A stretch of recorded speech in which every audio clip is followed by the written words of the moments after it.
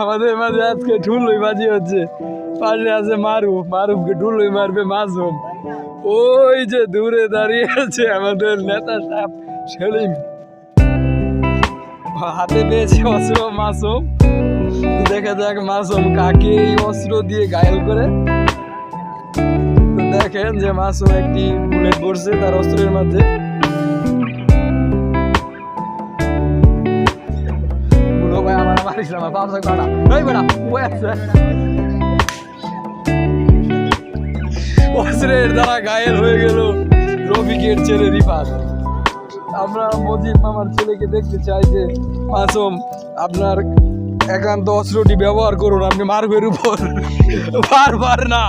বারবার একজনের উপর না, আপনি আপনার একান্ত অস্ত্রটি মারবের উপর ব্যবহার করুন।